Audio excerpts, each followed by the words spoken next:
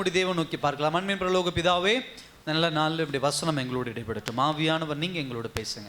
பரிசுத்த ஆவியானவருக்கு வந்திருக்கிற ஒவ்வொருவரோடும் பேசுங்க ஆண்டவரே. அப்படியே சத்திய வசனம் இடைப்படட்டும். அடியே நல்லப்பா, அடியனை மறைத்து ஆவியானவர் நீங்கள் வெளிப்படுங்க, வெளிநடத்துங்க. இயேசுவின் நாமத்தில் ஜெபிக்கிறோம் நல்ல பிதாவே, ஆமென். ஹல்லேலூயா. தொடர்ந்து அற்புதங்களை குறித்து நாம் தியானித்து கொண்டு வருகிறோம். நமக்கு ஏன் அற்புதம் நடக்க மாட்டேங்குது அப்படிங்கிற ஒரு கேள்வியோட என்ன பண்ணுறோம். ஏன்னா சில பேருக்கு இருக்கிற கேள்வி, அற்புதங்கள்லாம் நடக்குது, நம்ம அதை ரெகக்னைஸ் பண்ணுறது இல்லை, புரிந்து கொள்வது இல்லை. இல்லைன்னா அற்புதத்துக்கு நம்ம இன்னும் என்ன பண்ணுறதில்ல, சில நேரங்களில் தயாராகிறது இல்லை. ஸோ அதனால ஒவ்வொரு அற்புதங்களிலும் தேவன் ஒரு ஆழமான சத்தியத்தை கர்த்தர் என்ன பண்ணியிருக்கிறார், வைத்திருக்கிறார். அது ஏதோ போகிற போக்கில் அற்புதம் செய்தார் அப்படின்லாம் என்ன பண்ணது கிடையாது. அப்படிதான் இந்த வாரமும் நம்ம ஒரு அற்புதத்தை நாம் பார்க்க போகிறோம். நல்ல தெரிந்த ஒரு அற்புதம் தான். இதுக்கு நான் கான்டெக்ஸ்ட் முன்னாடி சொல்லி பின்னாடி சொல்ல வேண்டிய அவசியம் இல்லை. ஏன்னா இயேசு கிறிஸ்து செய்த அற்புதம், ஒரு இடத்துல ஒரு வீட்டில் இருக்கிறாரு, பயங்கர கூட்டம் இருக்கு, ஒரு திமிர்வாதக்காரன் அப்படின்னு சொன்னால் கை கால் எதுவுமே விளங்காத ஒருவன். அவன் என்ன பண்ணுறான், அவனை 4 பேர் அவருடைய நண்பர்கள், இங்கே 4 பேர்னு சொல்லலை, பட் மார்க் தெளிவாக சொல்கிறாரு 4 பேர் அப்படின்னு சொல்கிறார். ஸோ 4 பேர் என்ன பண்ணுறாங்க, அவர் தூக்கிட்டு என்ன பண்ணுறாங்க, வீட்டுக்குள்ளே அதாவது கொண்டு வர எப்படியாவது முயற்சி பண்ண பார்க்குறாங்க, கொண்டு போக முடியல. திடீர்னு அவங்களுக்கு ஒரு வழி தோணுது, டக்குன்னு மேலே கூரையை என்ன பண்ணாங்க, இடித்து பிரித்து எப்படி வேணால் வச்சுக்கலாம், உள்ளே இறக்குறாங்க. அதை பார்த்து ஆண்டவர் ஒரு அற்புதம் செய்கிறார். அங்கே ஒரு பெரிய இன்னொரு ஒரு காரியம் அங்கே என்ன நடக்குது. ஹல்லேலூயா. அங்கே பரிசேயர்களுக்கும் ஆண்டவருக்கும் ஒரு சின்ன ஒரு வாக்குவாதம் மாதிரி ஒன்று நடக்குது. இதுதான் இந்த சம்பவம், மேலோட்டமான ஒரு சம்பவம். பட் இதில் நம்ம இன்னும் கொஞ்சம் ஆழமாக நம்ம என்ன பண்ண போகிறோம், நம்ம தியானிக்க போகிறோம். நீங்கள் மார்க் புத்தகத்தை வாசிக்கும் போது மார்க் தெளிவாக இதை இன்னொரு ஆங்கிளில் கொண்டு போகிறார். அவர் ஊரெல்லாம் சொல்கிறார். மார்க் சொல்கிறாரு கப்பர்நகும் அப்படிங்கிற ஒரு ஊரில் என்ன பண்ணுறாரு சொல்கிறார். கப்பர்நகும் அப்படிங்கிற ஊர் யாருடைய சொந்த ஊர் அப்படின்னு சொன்னால் பேதுருவினுடைய ஒரு சொந்த ஊர். ஸோ இப்படி நடந்திருக்கலாம் அப்படின்னா ஏன் அப்படின்னா மார்க் தன்னுடைய காரியங்கள் அனைத்தையும், மார்க் சுவிசேஷத்தை எழுதினார் பார்த்தீங்களா, அது அத்தனை இன்ஃபர்மேஷன் யார்கிட்ட இருந்து வாங்கினாரு. மார்க் ஆண்டவரோடு பயணிக்கல. மார்க் ரொம்ப சின்ன பையன். மார்க் ஹிஸ்ட்ரி உங்களுக்கு தெரியும். மார்க் ரொம்ப சின்ன பையன். பட் அவர் ஒருத்தர்கிட்ட இருந்து எல்லா இன்ஃபர்மேஷனையும் வாங்கினார். எல்லா இயேசு கிறிஸ்துடைய வாழ்க்கையை வாங்கி அவர் எழுதினார். அது யாரு, பேதுரு. பேதுரு தான் என்ன பண்ணாரு, மார்க்குக்கு எல்லா இன்ஃபர்மேஷன் கொடுக்குறாரு. நாங்கள் இங்கே போனோம், இங்கே வந்தோம், இது நடந்துச்சு, அது நடந்துச்சு அப்படின்னு முழு விளக்கத்தை என்ன பண்ணுறாரு கொடுக்குறாரு. அப்போ யோசிச்சு பாருங்க, எவ்வளோ அழகா நடந்திருக்கலாம். ஒருவேளை பேதுருவுடைய வீடு இருந்துச்சுன்னா, பேதுருடைய வீடு எப்படிப்பட்ட சூழ்நிலை, இந்த சின்ன வீடு, ஏகப்பட்ட கூட்டம் அப்படி நெருக்கிட்டு கிடக்குறாங்க, நடுவில் இயேசு கிறிஸ்து நிற்கிறாரு. அப்போ அவர் போதிச்சுட்டு இருக்கிறாரு. போதனை பண்ணிட்டு இருக்கும்போது திடீர்னு என்ன பண்ணாங்க, மேலே இருந்து டம்முன்னு ஒரு அடிக்கும் போது தார்ஸ் வீடா இல்லை கம்பி கட்ட வீடா இல்லை ஓட்டு வீடா எதுவாக வேணால் வச்சுக்கலாம், உடைக்கிறாங்க. உடைச்சி என்ன பண்ணுறாங்க, உள்ளே இறக்குறாங்க. இது எப்படி இருந்திருக்கும், பேதுருக்கு எப்படி ஆச்சரியமாக இருந்திருக்கும், பேதுருடைய மனைவி எப்படி ரியாக்ட் பண்ணியிருப்பாங்க. ஒருவேளை ஐயோ நம்ம வீட்டை இப்படி இடிக்கிறாங்களே அப்படின்னு என்ன பண்ணிருக்காங்க அவங்க நினச்சிருக்கலாம். இல்லை எல்லாத்து மேலேயும் கல் பொத்துன்னு விழுந்திருக்கும். இப்படி பல சம்பவங்கள் என்ன பண்ணியிருக்கும். அங்கே ஒரு இந்த கலர்ஃபுல் ஸ்டோரின்னு சொல்லுவாங்களே, அந்த மாதிரி நிறைய சம்பவங்கள் அங்கே என்ன பண்ணியிருக்கும், நடந்திருக்கும். ஆனால் இது எல்லா விஷயத்திலும் நம்ம ரொம்ப கவனிக்கும் போது ஒரு பாயிண்ட் என்ன அப்படின்னு சொன்னால், ஃபஸ்ட்டு 2 காரியத்தை நம்ம பார்க்க முடியுது. அதை தான் நம்ம இன்னைக்கு தியானிக்க போகிறோம். முதலாவது, இங்கே ஒரு சில கூட்ட ஜனங்கள் இருக்கிறாங்க. ஒரு கூட்ட ஜனங்கள், ஒரு கூட்டம் யார் என்று சொன்னால் இயேசுவினுடைய சீஷர்கள். இன்னொரு கூட்டம் யார் என்று சொன்னால் நார்மலாக இயேசு பின்னாடி இருக்கக்கூடிய ஒரு ஜனக்கூட்டம். இன்னொரு கூட்ட ஜனங்கள் யார் என்று சொன்னால் பரிசேயர்களும் சதுசேயர்களும், எப்பொழுதும் இயேசுவிடத்தில் குறை கண்டுபிடிக்கிற ஒரு கூட்டம். இன்னொரு கூட்டம் யார் என்று சொன்னால் அந்த திமிர்வாதக்காரனை தூக்கிட்டு வந்த ஒரு 4 பேர் என்கிற ஒரு கூட்டம். இன்னொருவர் யார் என்று சொன்னால் இயேசு கிறிஸ்து. இன்னொருவர் யார் என்று சொன்னால் இயேசு கிறிஸ்துவிடம் அற்புதம் பெற்றவர். ஸோ இவ்வளோ பேர் என்ன பண்ணுறாங்க, அங்கே என்ன பண்ணுறாங்க, நிரம்பி இருக்கிறாங்க. ஸோ இங்கே ஒவ்வொருடைய ரியாக்ஷனும் வித்தியாசமாக இருக்குது. இதில் நீங்கள் கவனிக்கும் போது இங்கே இருக்கிற அத்தனை பேருக்கும் உண்டான ஒரு பதில் என்ன பண்ணுது, கிடைக்குது. திமிர்வாதக்காரனுக்கு சுகம் கிடைக்குது, தூக்கி இறக்கணவனுக்கு என்ன கிடைக்குது, அவனால் இறக்குனதுனால சுகம் கிடைச்சதுன்னு அவனுக்கு ஒரு சந்தோஷம். ஜனங்கள் என்ன பண்ணுறாங்க, இயேசுடைய வல்லமையை கண்டு அதிசயித்து போகிறாங்க, மெய்சிலிருத்து போகிறாங்க. அதே சமயத்தில் இயேசுவை குற்றம் சுமத்துகிற இந்த பரிசேயர்களுக்கு ஆண்டவர் அங்கே ஒரு பதில் என்ன பண்ணுறாரு, கொடுக்குறாரு. ஸோ இந்த மாதிரியான ஒரு விஷயம் நான் எப்படி யோசிக்கிறேன் அப்படின்னு சொன்னால், நம்ம அந்த இடத்துல இருந்தால் நம்ம யாராக இருக்க போகிறோம். அல்லேலூயா. நான் சொன்னது மாதிரி இப்போ இந்த மாதிரி இயேசு அற்புதம் செய்யும் போது நான் அந்த இடத்துல இருக்கிறேன்னா நான் எங்கே நிற்பேன், ஜனங்கள் கூட்டத்தில் போய் நின்றுக்குனா, இல்லை அந்த திமிர்வாதக்காரனை உள்ளே இறக்குனாங்க பார்த்தீங்களா, அதில் ஒரு ஆளாக நான் உள்ளே இறக்குவேனா, இல்லை இல்லை இல்லை மற்றபடி பரிசேயர்கள் போல உட்காந்து இயேசுவிடத்தில் கேள்வி கேட்குறவனா நான் இருப்பேனா, இந்த மாதிரி நிறைய நம்ம என்ன பண்ணலாம், நம்மள எடுத்துக்கொள்ளலாம். அப்ப நான் என்னுடைய ரியாக்ஷன் என்னவா இருக்கும், நான் யார், நாம் யார் அப்படிங்கிற ஒரு கேள்வியோட இந்த பிரசங்கத்தை நாம என்ன பண்ணலாம், நம்ம தொடங்கலாம். இந்த காரியத்தை பார்க்கும்போது முதல் பாயிண்ட் என்ன அப்படின்னா, ஒவ்வொரு மனிதனுக்கும் முதன்மையான தேவை பாவம் மன்னிப்பே ஆகும். அல்லேலூயா. ஃபர்ஸ்ட் பாயிண்ட் நம்ம அங்க இருக்கும்போது புரிந்து கொள்ள வேண்டிய ஒரு பாயிண்ட் என்னன்னா, இவ்வளவு விஷயங்கள் நடந்தாலும் இந்த அற்புதத்தினுடைய ஒரு ஃபவுண்டேஷன், ஒரு அடித்தளம், இந்த அற்புதத்தினுடைய நோக்கம், இந்த அற்புதத்தினுடைய முதன்மையான காரியம் என்னவென்று சொன்னால், ஒவ்வொரு மனிதனுக்கும் முதன்மையான தேவை பாவ மன்னிப்பு. சகோதர சகோதரியே நல்லா கவனிங்க. இந்த திமிர்வாத காரனை என்ன பண்றாங்க, கூட்டிட்டு வராங்க. இயேசு கிறிஸ்துவுக்கு முன்பாக இந்த திமிர்வாதக்காரன் ஒன்றும் இயலாதவனாக, உதவி உதவி உதவி பெறுகிறவனாக, அப்படிப்பட்ட ஒரு நிலைமையில என்ன பண்றான், இவன் இருக்கிறான். இன்னைக்கு நீங்களும் நானும் இன்னைக்கு இருக்கக்கூடிய உலகத்தில் இருக்கிறது போல வீல் சேர்ஸ், அதாவது அந்த 3 சக்கரங்கள், இன்னைக்கு அதெல்லாம் அப்டேட் ஆகி இன்னைக்கு எலக்ட்ரிக்கில் வந்துருச்சு. நம்ம ரோட்ல நிறைய பேர் பார்க்குறோம். இந்த மாதிரியான ஆட்கள், கை கால் சரியா வராதவங்க, அந்த பிரச்சனை இருக்கிறவங்க அழகா என்ன பண்றாங்க, வீல் சேர்ல உட்காந்து பயணம் பண்றாங்க. இன்னைக்கு புதுசாக வர பஸ்கள் எல்லாத்துலேயுமே அந்த வீல் சேர் ஏறி உள்ளே போய் நம்ம டிராவல் பண்ணுற மாதிரி, பயணம் பண்ணுற மாதிரிலாம் இன்னைக்கு டெக்னாலஜி என்ன பண்ணிருச்சு, வந்துருச்சு. ஆனால் இயேசு கிறிஸ்து இருந்த காலகட்டத்தில் இந்த வீல் சேர் கிடையாது, ரேம்ப் கிடையாது.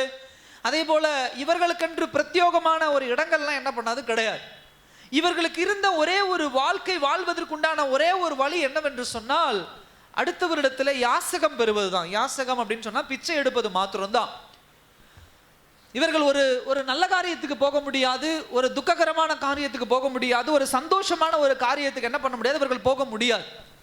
ஸோ இந்த மனிதன், இந்த திமிர்வாதக்காரன், தன்னுடைய வாழ்க்கையில ரொம்ப வாஞ்சித்து இருந்த ஒரு விஷயம், தன் வாழ்க்கையில ரொம்ப எதிர்பார்த்திருந்த ஒரு விஷயம் என்னவென்று சொன்னால், எப்படியாவது இந்த முடக்குவாதத்திலிருந்து, இந்த திமிர்வாதத்திலிருந்து எனக்கு ஒரு சுகம் கிடைக்குமா அப்படின்னு சொல்லி தான் என்ன பண்றான், எதிர்பார்த்து பல நாட்கள் காத்து கிடக்கிறான். அப்படி காத்து கிடக்கும் போது தான் இயேசு கிறிஸ்து இப்படி வந்திருக்கிறாரு, இந்த வீட்டில் இருக்கிறாருன்னு தோணுது. அவருடைய நண்பர்கள் உதவியை கொண்டு அங்க கிட்ட நெருங்கி வராங்க. என்னென்னமோ வகை தேடுறாங்க, உள்ள போக முடியல. கடைசியில் ரூஃபை உடைச்சு, மேல் தளத்தை உடைச்சு உள்ள என்ன பண்றாங்க, இறக்குறாங்க. இறக்கி இயேசு கிறிஸ்து இடத்துல வந்த உடனே இயேசு என்ன பண்ண, நீ சுகமாக எழுந்து நடன்னு சொல்லிட்டார். அல்லேலூயா. ஆமாவா, நான் கரெக்டா சொல்றேனா? ஆமாவா, பைபிளை பாருங்க, அப்படியே போட்டிருக்கு. 19 வசனம் இறக்குறாங்க உள்ள. 20 வசனம், அவர்களுடைய விசுவாசத்தை அவர் கண்டு திமிர்வாதக்காரனை நோக்கி, மனுஷனே, அவன் எதை தேடி வந்தான், வியாதி சுகமாகணும்னு தான் அவன் வந்தான். அப்ப ஆண்டவர் என்ன பண்ணிருக்கணும், இவ்வளோ எக்ஸைட்மெண்டோட, இவ்வளோ எதிர்பார்ப்போட, இவ்வளவு அவல நிலையிலிருந்து, இவ்வளவு கண்ணீரோடு, இவ்வளவு வேதனையோடு இயேசுவை சந்திக்க முடியுமா அப்படிங்கிற ஒரு நிலைமையிலிருந்து இயேசுவை சந்தித்த உடனே, அப்பாடா எனக்கு சுகம் கிடைக்க போகுது அப்படின்னு பார்த்தா, ஆண்டவர் உடனே சுகம் கொடுக்கல. ஃபர்ஸ்ட் ஒன்னு சொல்றாரு. என்ன சொல்றாரு அப்படின்னு சொன்னா, மனுஷனே உன் பாவங்கள் உனக்கு என்ன பண்ணது, மன்னிக்கப்பட்டது. அதுக்கப்புறம் ஒரு பெரிய கான்வர்சேஷன் நடக்குது, ஒரு பெரிய உரையாடல் நடக்குது. இவன் படுத்துக்கிட்டே பார்த்துட்டு இருக்கிறான், என்னடா ஏசு என்னமோ சொல்றாரு, இவங்க என்னமோ சண்டை போட்டுக்கிறாங்க, இவங்க என்னமோ கேள்வி கேட்கறாங்க, இவங்களுக்கு எல்லாம் பதில் சொல்லிட்டு இருக்கிறாங்க அப்படின்னு சொல்லி அங்க ஒரு மிகப்பெரிய ஒரு உரையாடல் என்ன பண்ணி கொண்டு இருக்கிறது, நடந்து கொண்டு இருக்கிறது. ஏன் இந்த இடத்துல இப்படிப்பட்ட ஒரு காரியம் அப்படின்னு சொன்னா, உலகபூர்வமான சரீர சுகத்தை காட்டிலும் இந்த உலகத்திலே பிறந்த ஒவ்வொரு மனிதனுக்கும் ரொம்ப அவசியமான ஒரு விஷயம் என்னவென்று சொன்னால், அவனுடைய பாவங்கள் என்ன பண்ணுவது, மன்னிக்கப்படுவது. ஹல்லேலூயா. சரீர சுகத்தை காட்டிலும் ஆத்தும சுகம் என்பது இயேசு கிறிஸ்து ரொம்ப முக்கியம் அப்படிங்கறத இந்த அற்புதத்துல வெளிப்படுத்துறாரு. ஆத்தும சுகம் ஏன் அப்படின்னு சொன்னா, ஆத்துமா தேவனுக்கு விரோதமாக பாவம் செய்து அது பாவத்திலே மரித்து போய் தேவனுடைய நியாய தீர்ப்புக்காக ஒவ்வொரு ஆத்துமாவும் என்ன பண்ணி கொண்டிருக்கிறது, காத்து கொண்டிருக்கிறது. அப்ப இயேசு கிறிஸ்துவினுடைய ஒரு முதன்மையான ஒரு காரியம், ஒரு மிகப்பெரிய அற்புதம் என்னவென்று சொன்னால், சரீர சுகத்தை காட்டிலும் ஒரு மனிதனுக்கு முதல் காரியம் என்னவென்று சொன்னால், அவனுடைய ஆத்தும சுகம். அதாவது அவனுடைய பாவங்கள் என்ன பண்ண வேண்டும், மன்னிக்கப்பட வேண்டும். உலகபூர்வமா என்ன கேள்வி வேணா கேட்கலாம். அவன் என்ன பிரச்சனையோடு வந்திருக்கிறான், சரீரத்துல சுகம் வேண்டி வந்திருக்கிறாங்க ஐயா. அது இல்லாம அவன் ஒரு எமோஷனலா, உணர்வு பூர்வமா எவ்வளவு பாதிக்கப்பட்டு வந்து அவன் என்ன பண்றான், நிக்கிறான். இயேசு கிறிஸ்து அவனை பார்த்த உடனே, ஐயோ இப்படி இவன் வந்திருக்கிறானே, இவன் முதல்ல எழுந்து நடக்கட்டும், எழுந்து நிக்கட்டும், அப்புறம் இதெல்லாம் பேசுவோமே அப்படின்னு சொல்லி இயேசு செய்யலையே. இல்ல அப்படி செய்யாமல் முதலாவது அவனுடைய அந்த ஒரு விஷயம் சொல்லுவோம் பாத்தீங்களா, ஏதாவது ஒரு காரியத்தை எதிர்பார்த்துக்கிட்டு போறோம் அப்படின்னா இருதயம் படபடன்னு அடிச்சிட்டு இருக்கும். இது சொல்லுவாங்களா, இதை சொல்லுவாங்களா, இதை சொல்லுவாங்களா அப்படின்னு சொல்லி. அப்படிப்பட்ட ஒரு நிலைமையில ஒருவேளை சுகம் கொடுக்கறதுக்கு முன்னாடி, எப்பா உனக்கு ஒரு நல்ல அறிவை தரேன், எப்பா உனக்கு ஒரு நான் பண உதவி நான் என்ன பண்றேன் நான் செய்யறேன், இந்த மாதிரி ஏதாவது ஒரு பெனிஃபிட் பேக்கேஜ், ஏதாவது அவனுக்கு உலகப்பூர்வமா செய்யக்கூடிய ஒரு காரியத்தை ஆண்டவர் சொல்லியிருந்தா அவன் ரொம்ப சந்தோஷப்பட்டிருப்பான்ல அந்த நேரத்துல அப்படின்னு சொல்லி. அல்லேலூயா. ஆனா ஒரு காரியத்தை புரிந்து கொள்ளுங்க, இந்த உலகப்பூர்வமான காரியங்களை காட்டிலும் ஒரு மனுஷனுடைய வாழ்க்கையிலே அவனுடைய பாவங்கள் மன்னிக்கப்படுவதை போல ஒரு சம்பூரணம், ஒரு முழுமையானது இந்த உலகத்துல வேற எதுவும் கிடையாது. அல்லேலூயா. அதை தான் கர்த்தர் உணர்ந்து முதல்ல அவனுக்கு ஒரு abundant லைஃப், ஒரு சம்பூரணத்தை கொடுக்கணும் அப்படின்னு சொல்லி, ஒரு குறைவில்லாத நிறைவான சந்தோஷத்தை கொடுக்கணும்னு சொல்லி, அதாவது சரீர சுகத்தை காட்டிலும் உன்னுடைய ஆத்தும சுகம் முக்கியம், அந்த ஆத்தும சுகமாகிய உன் பாவங்கள் அனைத்தும் மன்னிக்கப்பட்டது என்று சொல்லி ஆண்டவர் என்ன பண்ணுகிறார், சொல்கிறார். ஹல்லேலூயா. சகோதர சகோதரியே, இன்றைக்கு நம்முடைய வாழ்க்கையில் அதுதான் தேவை. இன்னைக்கு ஆண்டவரிடத்துல எதையோ தேடி நாம வந்திருக்கலாம், எதையோ நாடி நாம வந்திருக்கலாம். அப்படி வந்தபோது வந்த உடனே நீங்கள் நாடி வந்தது, நீங்கள் தேடி வந்தது, நீங்கள் எதிர்பார்த்து வந்த காரியங்கள் இந்நேரம் வரைக்கும் உங்க வாழ்க்கையில நிறைவேறாமல் இருக்கலாம், அல்லது ஏதோ ஒரு பாதை தெரிந்திருக்கலாம். அதை வச்சுட்டு என் வாழ்க்கையில இது நடக்கல, அது நடக்கல, இது கிடைக்கல, அது கிடைக்கல என்று புலம்பிக் கொண்டு இருப்பது இல்லை. கர்த்தரை தேடி வந்த உடனே ஒரு abundant லைஃப், ஒரு சம்பூரணத்தை கர்த்தர் உங்களுக்கு நிறைவாய் கொடுத்திருக்கிறார். என்னவென்று சொன்னால் நம்முடைய பாவங்கள் எல்லாமே மன்னிக்கப்பட்டு விட்டது. ஹல்லேலூயா. சரீர சுகத்தை காட்டிலும் ஆத்தும சுகத்தையும் ஆவிக்குரிய சுகத்தையும் கர்த்தர் முழுமையாக நிறைவாய் கொடுத்திருக்கிறார். அதுதான் ஒரு மனுஷனுக்கு தேவை. வேதவசனம் சொல்லுது, மார்க் புத்தகத்துல நீங்க வாசிக்கும் போது, மத்தேயு புத்தகத்துல வாசிக்கும் போது 16ஆம் அதிகாரம் 25ஆம் வசனத்தை வாசிக்கும் போது சொல்லுது, ஒருவன் உலகம் முழுவதை ஆதாயப்படுத்தினாலும் தன் ஆத்துமாவை நஷ்டப்படுத்திக் கொள்வதால் அவனுக்கு என்னது லாபம்? ஒன்றும் கிடையாது. ஒருவேளை அந்த மகனுக்கு அற்புதம் நடக்காம, திமிர்வாதம் சரியாகாமல் இருந்திருந்தாலும், அவனுடைய பாவங்கள் மன்னிக்கப்பட்டு விட்டுச்சுன்னா அதுக்கப்புறம் அவனுடைய வாழ்க்கை எப்படி வேணா இருந்திருக்கலாம். திரும்ப பழைய வாழ்க்கை போல யாசகம் எடுத்து இல்ல பிச்சை எடுத்து வாழ்கிற ஒரு வாழ்க்கை, இன்னொருவரை சார்ந்து வாழ்கிற ஒரு வாழ்க்கை கூட இருந்திருக்கலாம். இப்ப அவனுடைய வாழ்க்கையில் இருந்த ஒரு மிகப்பெரிய டிரான்ஸ்ஃபர்மேஷன், ஒரு மாற்றம் என்பது அவனுடைய சரீர சுகம் அல்ல, அவனுடைய ஆத்தும சுகம். அல்லேலூயா. கர்த்தர் அதுக்கு தான் பிரெஃபரன்ஸ் கொடுக்கிறாரு, கர்த்தர் அதுக்கு தான் ஒரு முக்கிய காரியத்தை கொடுக்கிறாரு. அதனாலதான் தேவ சாம்ராஜ்யத்துக்குள்ள வந்த உடனே, தேவ சமூகத்துக்கு வந்த உடனே கர்த்தர் முதலாவது கொடுக்கிற ஒரு அற்புதம் என்னவென்று சொன்னால், முதலாவது கொடுக்கிற சுகம் என்னவென்று சொன்னால், நமக்கும் தேவனுக்கும் இடையே இருக்கக்கூடிய இந்த பாவம் என்கிற ஒரு காரியத்தை முற்றிலுமாக மன்னித்து அதை என்ன பண்ணுகிறார், தூக்கி தூர என்ன பண்றாரு, எறிகிறார். அல்லேலூயா. அதை எரிந்து விட்டு அவருடைய மகனாக மகளாக முதல்ல அங்கீகரித்து அந்த உரிமையை கொடுத்து அந்த ஸ்தானத்தை கொடுத்து கர்த்தர் என்ன பண்ணுகிறார், முதலாவது நம்மை அவர் அண்டையிலே சேர்த்து கொள்ளுகிறார். அல்லேலூயா. கர்த்தருடைய பார்வை வேறு வகையான பார்வை. நீங்களும் நானும் உலகப்பூர்வமான ஆசீர்வாதத்தையும் உலகப்பூர்வமான சுகத்தையும் நாடி ஆண்டவர்கிட்ட வந்தா அவருடைய பார்வை எப்பொழுதுமே நியாய தீர்ப்பை குறித்ததான பார்வையாக தான் இருக்கும். அல்லேலூயா. மனுஷனுடைய பார்வை எப்பொழுதும் நியாய தீர்ப்பை குறித்தான பார்வை இருக்காது. இன்னைக்கு வித்தியாசம் அதுதான். இன்னைக்கு எத்தனை தேவ பிள்ளைகளுடைய பார்வை தேவ சமூகத்துல நியாய தீர்ப்பை குறித்ததான பார்வை இருக்கிறது. ஆண்டவருடைய சமூகத்துல, ஐயோ நான் இது பண்ணா தப்பு, நான் அது பண்ணா தப்பு, நான் தேவ சித்தத்தை மீறினா தப்பு, நான் பரலோகம் போகணும், நியாய தீர்ப்பை குறித்ததான ஒரு பயம், தேவனுடைய வழிநடத்துதலை குறித்ததான ஒரு பயம், தேவ சித்தத்தை குறித்ததான ஒரு பயம், தெய்வ பக்திக்கு உண்டான ஒரு பயம், இப்படி எண்ணங்கள் இருக்கிறதா? இல்ல எல்லாமே தேவனிடத்துல வரும்போது எதுக்கு நீங்க ஆண்டவரை வணங்குறீங்க, எதுக்கு தேவ பிள்ளையா இருக்கணும், என் பிள்ளையுடைய வாழ்க்கை, என் மகனுடைய வாழ்க்கை, என் குடும்ப வாழ்க்கை, எனக்கு அந்த ஆசீர்வாதம் வேணும், எனக்கு வீடு வேணும், கார் வேணும், நிலம் வேணும், பைக் வேணும், என்னென்னமோ நான் சொல்றேன். என்ன சிவியர் ப்ராப்ளம் வேணா இருக்கலாம், என்ன மோசமான பிரச்சனைகள் இருக்கலாம், உங்களுடைய பலவீனம் சொல்லலாம், அதே போல உங்களுடைய எமோஷனல் உணர்வு பூர்வமான ஒரு பிரச்சனை, உங்களுடைய குடும்ப பிரச்சனை, இல்ல உங்களுடைய பினான்சியல் அதாவது பண பிரச்சனை, எது வேணா என்ன பண்ணலாம் இருக்கலாம். ஆனா இந்த உலகத்துல ஒரு மனிதனுக்கு இருக்கக்கூடிய மேலான முதல் பிரச்சனை என்ன அப்படின்னா, ஒரு மனிதனுக்கும் தேவனுக்கும் இடையேயான பிளவு, தனிமைப்படுத்தப்பட்ட தனிமைப்படுதல், செப்பரேஷன் அப்படின்னு சொல்லுவாங்க. ஒரு ஆதாம் ஏவாளுடைய காலத்துல முதலாவது பாவம் வந்த உடனே அவங்க பாவம் பண்ண உடனே கர்த்தர் அவர்களுக்கு கொடுத்த ஒரு நியாய தீர்ப்பு என்னவென்று சொன்னால், அவர்களை விட்டு கர்த்தர் என்ன பண்ணார், அவர்களை தங்களை விட்டு தூர தூக்கி எறிஞ்சிட்டார். ஏதேன் தோட்டம் என்பது தேவனோடு கூட இருக்கக்கூடிய ஒரு உறவு. அந்த தோட்டத்தின் ஆசீர்வாதத்தை பார்ப்பதை காட்டிலும் ஏதேன் அப்படின்னு சொன்னா அதை எப்படி புரிஞ்சுக்கணும்னா, ஆண்டவரோடு இருக்கக்கூடிய ஒரு ஐக்கியம், ஒரு ஃபெலோஷிப், ஒரு உறவு. அந்த உறவு அதை தான் ஃபர்ஸ்ட் அவங்க இழந்து போனாங்க. அதுதான் ரொம்ப முக்கியம். சகோதர சகோதரியே, எல்லோருமே அந்த மனுஷனுடைய பேரலைஸ், அதாவது திமிர்வாதத்தை பார்த்தாங்க.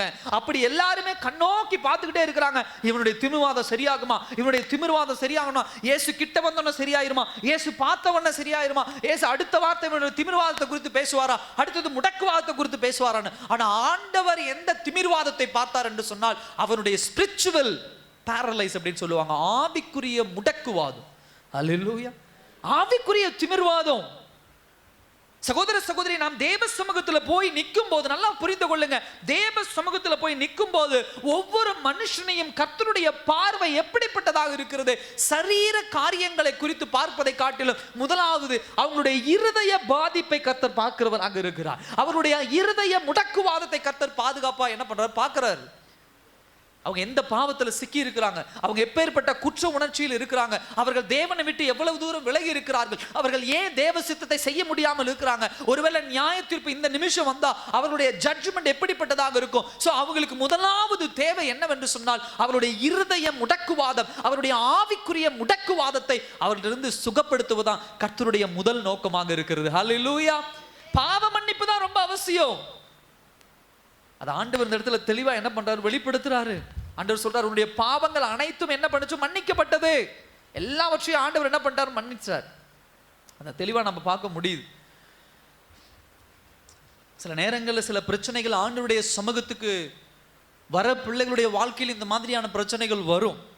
அப்படி வரும்போது நமக்குள்ள இருக்கிற ஒரு கேள்வி என்னன்னா, ஏங்க ஐயா எனக்கு இந்த சரீர சுகம் இல்லை, எனக்கு இந்த சரீர பலன் இல்லை, ஏன் இந்த உலகப்பூர்வமான காரியங்கள் இதெல்லாம் தடைபட்டு கொண்டு இருக்கிறது அப்படின்னு சொல்லி நல்லா புரிந்து கொள்ளுங்க. உலகப்பூர்வமான சில நெருக்கங்கள் வரும்பொழுதுதான் நம்ம யாரை தேட ஆரம்பிப்போம், யாரை தேட ஆரம்பிப்போம், சத்தமா சொல்லுங்க, யாரு, ஆண்டவரை தேட ஆரம்பிப்போம். அல்லேலூயா. எத்தனை பேர் எல்லாமே பிளசண்டா இருக்கு, எதுவுமே பிரச்சனை இல்லை, எல்லாமே சமாதானமா போகுது அப்படின்னு சொன்னா மனுஷனுடைய அந்த ஸ்டேபிள்னஸ், நிலைத்தன்மை ஒருபோதும் ஸ்ட்ராங்கா இருக்காது. அப்படியே கொஞ்சம் கொஞ்சமா ஆவிக்குரிய வாழ்க்கையை விட்டு விலகி போறது உண்டு. ஒன்றும் இல்லை, இப்போ நேற்று ஒரு 20,000 யார் கையால் கொடுத்தா இன்னைக்கு பல பேர் சர்ச்சுக்கு வர மாட்டாங்க. அல்லேலூயா. இல்லைன்னா சர்ச்சுக்கு நம்ம வந்து நேற்று 1 லட்சம் ஏதோ பணம் வந்திருந்தாவோ, 2 லட்சமோ, இல்லை வீடு வித்த காசோ, ஏதோ ஒரு அமௌண்ட், ஒரு பல்க் அமௌண்ட் வந்திருந்தா, நேற்று நைட்டு ஒரு 10 மணிக்கோ ஒரு 8 மணிக்கோ கைக்கு கிடைக்குது, ஒரு 5 லட்சம் கையில் கிடைக்குதுன்னா இன்னைக்கு சர்ச்சில் அவங்களெல்லாம் பார்க்க முடியாது. இல்லை நேற்று நைட்டு யாராவது ஒருத்தர் ஃபோன் பண்ணி ஒரு ஃபங்க்ஷனுக்கு வாங்க ஐயா அப்படின்னு சொன்னால் இன்னைக்கு சர்ச்சில் பார்க்க முடியறது இல்லை. ஏன்? அவ்வளோதான் மனுஷனுடைய இருதயம். 8 மணிக்கு சர்ச்சுக்கு போலாம், எல்லாம் ரெடி ஆகுங்கன்னு சொன்ன ஒரு ஆளு 9 மணிக்கு ஏதாவது ஒரு காரியம் மாறின உடனே மாறி சொன்னா, ஞாயிற்றுக்கிழமை காலையில் இன்னொரு வாரம் சர்ச்சுக்கு வேண்டாம், போன வாரம் போய் திருவிருந்து எடுத்துட்டோம்ல, அதனால ஒன்றும் பிரச்சனை இல்லை, நம்ம அடுத்த வாரம் போய்க்கலாம். அல்லேலூயா. இதுதான் மனுஷனுடைய என்னது இயல்பு. அப்ப கர்த்தருடைய சமூகத்துல ஒரு மனிதன் காத்து கிடக்கணும், தேவனை தேடணும் அப்படின்னு சொன்னா இப்படிப்பட்ட ப்ராப்ளம்ஸ், இப்படிப்பட்ட பிரச்சனைகளை கர்த்தர் சில நேரத்தில் என்ன பண்ண அனுமதிக்கிறவராக என்ன பண்ணுகிறது இருக்கிறார். ஏன் அப்படின்னா நல்லா புரிந்து கொள்ளுங்க, அவர் சரீர அந்த பலவீனங்களையும் சரீர பிரச்சனைகளை காட்டிலும் ஒரு சீரியஸான பிரச்சனை நம்முடைய வாழ்க்கையில் நடந்து கொண்டு இருக்கிறது. என்னவென்று சொன்னால், நமக்கும் தேவனுக்கும் உண்டான உறவிலே நாம் என்ன பண்ணிருக்கிறோம், ஒவ்வொரு ஸ்டெப்பா எடுத்து வச்சோ இல்ல வேகமா பின்னோக்கி ஓடிக்கொண்டு இருக்கிறோம். தேவனை விட்டு ரொம்ப தூரம் ஓடி வந்துட்டோம். அப்ப ஆண்டவர் பார்க்கிறார், இவன் என்ன விட்டு ரொம்ப தூரம் போயிட்டானே, என் சித்தத்தை விட்டு இந்த அம்மா ரொம்ப தூரம் போயிட்டாங்களே, என் சத்தியத்தை விட்டு இவங்க ரொம்ப தூரம் போயிட்டாங்களே, திரும்ப என்னை தேட வைக்கணும், திரும்ப அவர்களை உள்ள கொண்டு வரணும், திரும்ப அவர்கள் செய்த பாவங்கள் மன்னிக்கப்படணும் அப்படின்னு சொன்னா இப்படிப்பட்ட ஒரு ப்ராப்ளம்ஸ் இருந்தாதான் என்ன பண்ணுவாரும் வருவான். அல்லேலூயா. இந்த திமிர்வாதக்காரனை இயேசுவிடத்துல சேர்க்கிறதுக்கு எவ்வளவு முயற்சி இந்த 4 அவருடைய நண்பர்கள் பண்ணியிருக்கிறாங்க. ஏன் இப்படி பண்ணாங்க? ஏன்னா அவ்வளவு பிரச்சனைகள் என்ன பண்ணிருக்குது, இந்த திமிர்வாதக்காரனால என்ன பண்ணி இருந்திருக்கு. சாப்பிட முடியாது, குளிக்க முடியாது, தன்னுடைய கடமைகள் பாத்ரூம் விஷயங்கள் சுயமா செஞ்சுக்க முடியாது, எங்கேயும் போக முடியாது, எங்கேயும் வர முடியாது, ட்ரெஸ் கூட மாத்திக்க முடியாது, தன்னுடைய ஆடைகளை தானே உடுத்தி கொள்ள முடியாது. எவ்வளவு பிரச்சனை இருந்திருக்கு யோசிச்சு பாருங்க. அப்ப இவ்வளவு பிரச்சனைகளும் மனவேதனைகளும் அவனுக்குள்ள இருந்த அந்த மனவேதனை அவருடைய நண்பர்களுக்குள்ள போனதுனாலதான் சரி இயேசுவை நாளைக்கு பார்த்துக்கலாம், இங்கே தானே இருக்கு, கப்பர்நகூம்ல தான், இங்கே தான், இங்கே அங்கிட்டு இங்கிட்டு போயிட்டு இருப்பாரு, இந்த வீட்டிலனா அந்த வீட்டில் பார்த்துக்கலாம், அங்கெல்லாம் சில விஷயங்கள் அப்படிதான். ரேஷன் கடைக்கு நம்ம போகிறது உண்டு, போயிட்டு இன்னைக்கு கொஞ்சம் கூட்டமாக இருந்தால் திரும்பி வந்துடும், என்ன பண்ணிடும் கூட்டம், சரி அடுத்த வாரம் வாங்கிக்கலாம். கடைசி நாள் போய் நின்னீங்கன்னா கூட்டமாக இருந்தால் என்ன பண்ணுவீங்க?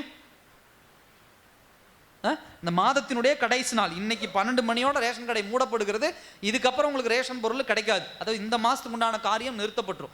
அடுத்த தடவை கடை திறக்கும் போது போனீங்கன்னா அடுத்த மாதத்துக்கு பொருள் தான் கிடைக்கும் அப்படின்னா எத்தனை மணி ஆனாலும் வாசலில் கிடப்போம். அல்லேலூயா. ஐயோ இந்த மாதம் பொருள் போயிடும். எல்லாரும் மனநிலைமை அப்படிதான், நானாகட்டும் நீங்க எல்லாருமே அப்படிதான்.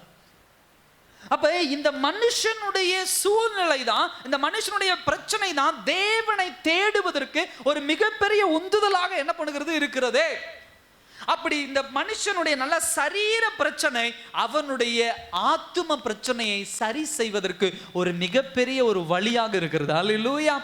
அப்ப ஒரு மனிதனுக்கு ரொம்ப அவசியமானது அவனுடைய பாவங்கள் மன்னிக்கப்படுவது. அதான் முதல் பாயிண்ட்.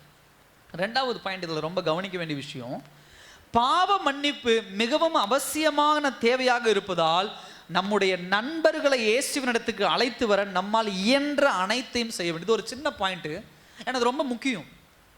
அதாவது ஒரு மனுஷனுடைய வாழ்க்கையில ரொம்ப முக்கியமானது இந்த பாவ மன்னிப்பு. நம்ம என்ன பண்ணோம் கேட்டோம். இப்ப இந்த வசனத்துல பார்க்கும்போது, இந்த அற்புதத்துல பார்க்கும்போது ஒரு ரொம்ப முக்கியமானவர்கள் யார் என்று சொன்னால் அவருடைய நண்பர்கள். ஒரு 4 பேர் வச்சுக்கோங்க, 5 பேர், எத்தனை பேர் வேணா வச்சுக்கோங்க. தனக்காக கூட சில பேர் சொல்லுவாங்க, தனக்காக கூட வேலை செய்யாதவங்களாம் இந்த உலகத்தில் இருக்காங்க அப்படிங்கிற மாதிரி தனக்குன்னு கூட சில விஷயங்கள் செய்யாத மனிதர்கள் இவர்கள். இவங்க என்ன பண்றாங்க, தன்னுடைய நண்பனுக்காக எவ்வளவு எஃபர்ட் போடுறாங்க. ஒரு 4-5 காரியங்கள் செய்யறாங்க. அது ஒண்ணுன்னா தியானிக்கலாம். முதலாவது என்னன்னா கிரியேட்டிவிட்டி. ஒரு புது விஷயத்தை என்ன பண்றாங்க இந்த 4 சகோதரர்களும் என்ன பண்றாங்க, 4 நண்பர்களும் என்ன பண்றாங்க, கண்டுபிடிக்கிறாங்க. என்ன கண்டுபிடிக்கிறாங்க, வீட்டுக்குள்ள எட்டி பார்க்கறான். நீங்க யோசிச்சு பாருங்க, எப்படி நெருக்கி கூட்டம் இருந்திருக்கும், எத்தனை முறை முயற்சி செய்திருப்பாங்க. அல்லேலூயா. ஒரு 4 பேர் எப்ப தள்ளுங்கன்னு இருப்பான், தள்ளாம இருப்பான், சண்டை போட்டிருப்பான், இல்ல எதையாவது இடிச்சிருப்பாங்க, இல்ல 4 பேர் சேர்ந்து இழுத்து தள்ளி பார்த்துருப்பாங்க, தள்ள முடியலன்னு எப்படி யோசிச்சிருக்கிறாங்க. கரெக்டா மேல போய் அந்த கூரையை பிரிச்சு, கூரைக்குள்ள நீங்களும் இன்னைக்கு நானும் நினைக்கிற மாதிரி ஸ்ட்ரக்சர்லாம் கிடையாது. இன்னைக்கு நம்ம ஹாஸ்பிட்டலில் பார்க்குற ஸ்ட்ரக்சர் மாதிரி எப்போ ஒன்றும் பிரச்சனை இல்லைங்க, 4 ஸ்ட்ரக்சரில் கயிறு கட்டி உள்ளே இறக்கிடலாம், அப்படி கிடையாது. அன்னைக்கெல்லாம் அந்த ஸ்ட்ரக்சர்லாம் இருந்திருக்காது. ஒரு துணியில் தான் என்ன பண்ணியிருப்பாங்க, அவரை போட்டு 4 துணியிலும் கயிறு கட்டி என்ன பண்ணியிருப்பாங்க, உள்ளே இறக்கியிருப்பாங்க. அப்போ எப்பேற்பட்ட ஒரு கிரியேட்டிவிட்டி என்ன அப்படின்னு சொன்னால், எப்படி யோசிச்சிருக்கிறாங்க, எப்படியாவது அந்த கூரையை உடைச்சி என்ன பண்ணிருக்கணும், உள்ளே இறக்கி இருக்கணும். சகோதர சகோதரியை நல்லா யோசிங்க. என்னைக்கு இந்த மாதிரியான ஒரு காரியங்கள் வரும்போதுதான் நமக்குள்ள என்ன பண்ணும், இப்படிப்பட்ட ஒரு புதுவிதமான யோசனைகள் என்ன பண்ணு வரும். சுகமா இருக்கும்போது உபவாசத்தை குறித்து யோசிக்கவே தோணாது. அல்லேலூயா.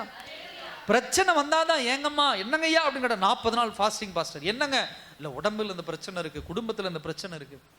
ஏன் நார்மலா நீங்க ஃபாஸ்டிங் இருக்கிறது இல்லையா? இல்லை நார்மலா இருக்கிறது இல்லை, பிரச்சனைக்காக மாத்திரம் நான் என்ன பண்றேன், இருந்து போறேன். திடீர்னு பார்த்தா 4 வாரம் சபைக்கு வருது, என்னன்னு பார்த்தா பிரச்சனை. யோசிக்கிறோம். கர்த்தர் அப்படிதான் யோசிக்க வைப்பார். அல்லேலூயா. சில பிரச்சனைகள் வரும்போது, சில ப்ராப்ளம்ஸ் போராட்டங்கள் வரும்போது தான் புது யோசனை வரும். என்ன யோசனை வரும், எப்படியாவது ஆண்டவரை சமாதானப்படுத்த முடியுமா, ஆண்டவரிடத்துல கிட்ட நெருங்க முடியுமா. அப்படிதான் இந்த திமிர்வாதக்காரனுடைய நண்பர்கள் ஒரு பெரும்பங்கு வகிக்கிறாங்க. ஒரு பெரிய யோசனை, கிரியேட்டிவிட்டி அவங்களுக்குள்ள வருது. அவன் படிச்சவனா படிக்காதவனா போனவனா வந்தவனா எப்படிப்பட்ட ஆளா வேணா இருந்திருக்கலாம், ஆனா இயேசு கிறிஸ்துவுக்கிட்ட நான் இறக்கணும் அப்படிங்கிற ஒரு எண்ணம் அவர்களுக்குள்ள என்ன படிச்சு வந்துச்சு. முதலாவது காரியம் அதான், புதுவிதமான எண்ணம். ரெண்டாவது, இந்த நண்பர்களை குறித்து நம்ம தியானிக்கும் போது என்னன்னா அவசரம். அல்லேலூயா. என்னதுங்க, அவசரம். சரிங்க, வெளியே அவரை வச்சிருங்க, வழி ஒரு வழி தான் இருந்திருக்கலாம், இல்லை 2 வழி இருந்திருந்தாலும் ஏதோ ஒரு வழியில் இங்க 2 பேர் அங்க 2 பேர் போய் நின்றுருக்கலாம். ஒரு வீட்டுக்கு மேக்சிமம் 2 வழி தான் இருந்திருக்கும். ஆனால் அது சின்ன வீடுனால 2 வழி வச்சிருக்க மாட்டாங்க, ஒரு வழி. எப்படியா இருந்தாலும் ஏசி என்ன பண்ணுவார், இந்த வீட்டுக்குள்ள இந்த ரூம், நம்ம இந்த ரூமே சின்ன ரூம்னு வச்சுக்கோங்க, நம்ம இவ்வளோ பேர் இருக்கும், இதுக்கு எத்தனை வழி இருக்கு, ஒரே இதில் தானே போயாகணும். 10 நிமிஷம் இருங்கப்பா, எவ்வளோ நேரம் பேசுவார் ஆண்டவர், ஒரு 2 மணி நேரம் அவனுக்கு வயசு 30, 35 வயசு, 40 வயசு இருக்கலாம். 40 வருஷமா ஒரு திமிர்வாதக்காரனா இருக்கிறவன் ஒரு 1 மணி நேரம் வெயிட் பண்ண மாட்டாங்களா, ஒரு 5 மணி நேரம் வெயிட் பண்ண மாட்டாங்களா, ஒரு 6 மணி நேரம் வெயிட் பண்ண மாட்டாங்களா, ஒரு 7 மணி நேரம் வெயிட் பண்ண. சரி, நாளைக்கு பக்கத்து வீட்டில் எங்கேயாவது போவார், தெருவில் எங்கேயாவது போவார், அங்கே பார்த்து தெருவில் நடந்து போவார்ல, அங்கே பார்த்து சுகம் பெற்றுக்கொள்ளலாமே.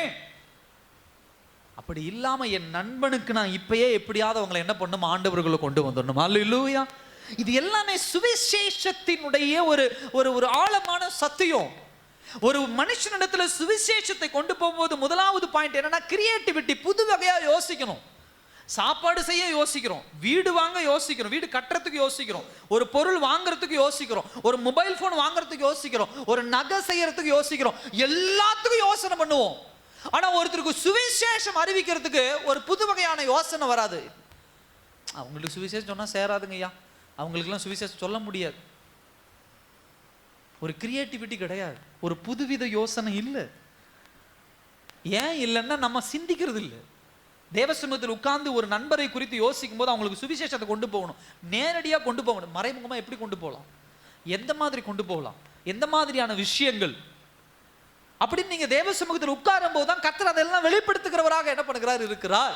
அதான் ரெண்டாவது பாயிண்ட் என்ன, அர்ஜென்சி, அவசரம். நாளைக்கு சொல்லிக்கலாம், நாளானைக்கு சொல்லிக்கலாம் இல்ல. சுவிசேஷம் ஒரு ஆத்மாவுக்கு எவ்வளவு முக்கியம் தெரியுமா? அடுத்த நிமிஷம் மரணம் அவங்க வாழ்க்கையில வந்துட்டா என்ன ஆயிடும் தெரியுமா? அவங்க பாவ மன்னிப்பு பெற முடியாது, பரலோகம் போக முடியாது.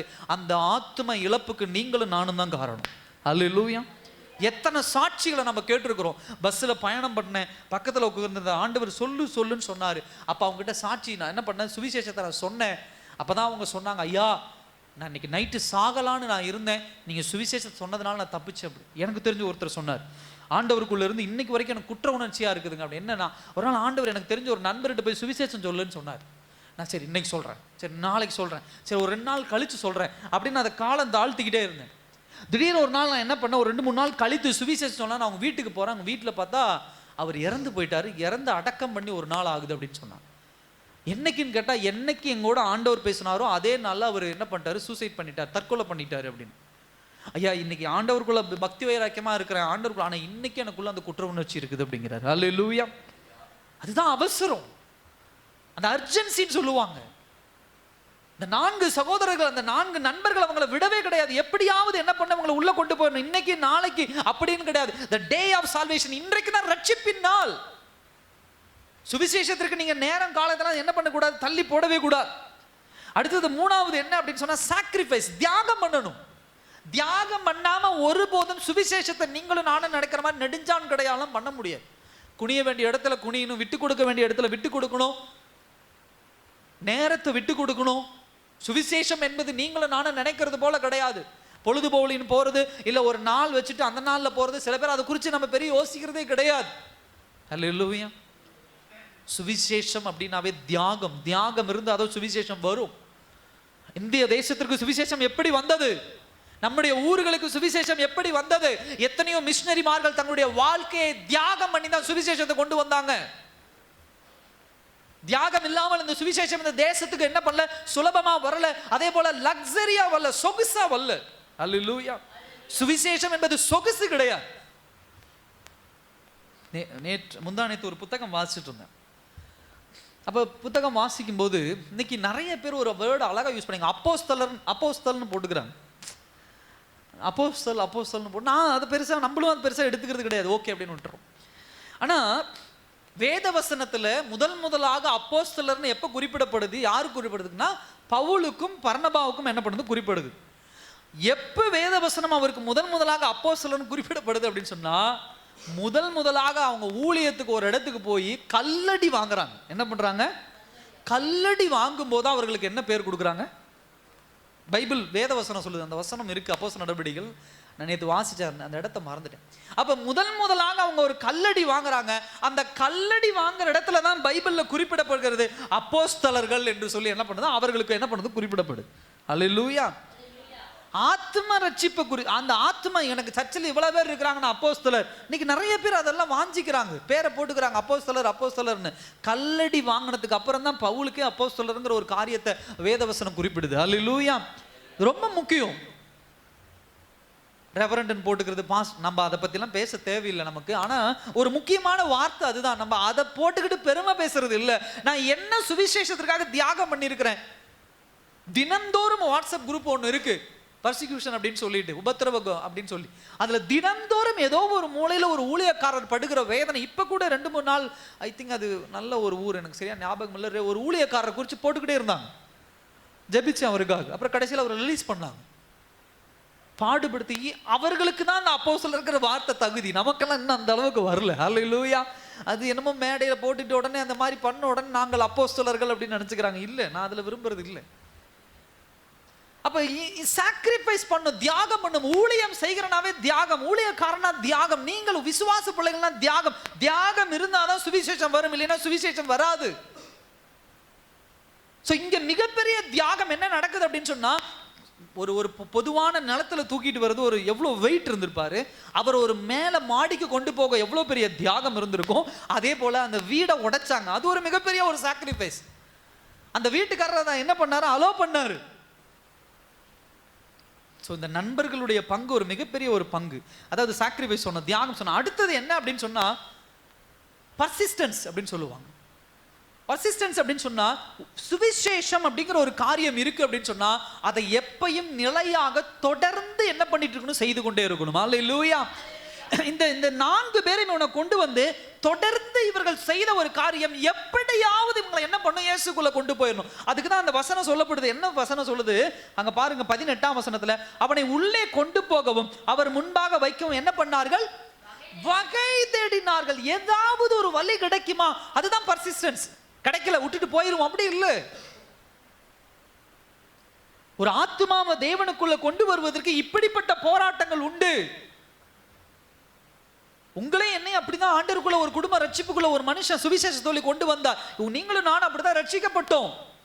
ஆனா இன்னைக்கு நம்ம எல்லாவற்றையுமே சுலபமா ஆகணும்னு எதிர்பார்க்கிறோம்.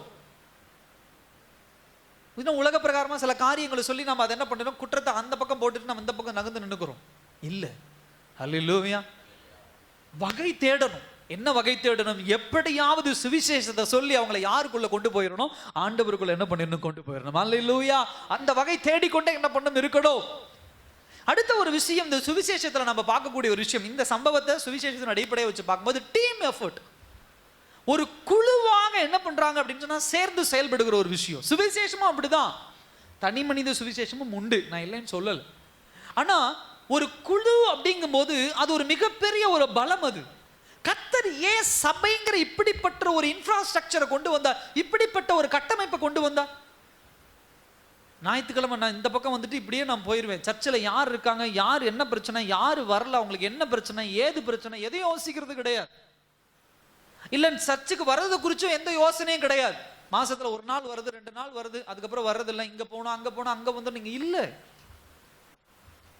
ஏன் இப்படிப்பட்ட ஒரு கட்டமைப்பை கொடுத்து, இப்படிப்பட்டதாக ஆண்டவருடைய சரீரங்கள் ஒன்று இணைத்து இப்படிப்பட்ட ஒரு குரூப்பை கொடுத்திருக்கிறார் ஆண்டவர்.